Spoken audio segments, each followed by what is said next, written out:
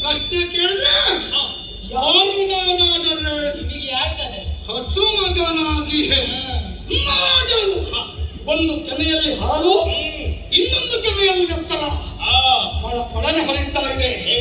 ಹಾಲುಗಲ್ಲದ ಹಸುಳ ನೀನು ಬಂದ ಕೋಪಕ್ಕೆ ಕಟ್ಟಿರುವ ಮುಷ್ಟಿಯನ್ನ ಎತ್ತಿಯ ಮೇಲೆ ಬೆಟ್ಟಾಗ್ತದಬೇಕು. ಪಾತಾಳವನ್ನು ಸೇರ್ತೀಯ. ಈಗಲೂ ಅವಕಾಶ ಕೊಡ್ತೇನೆ.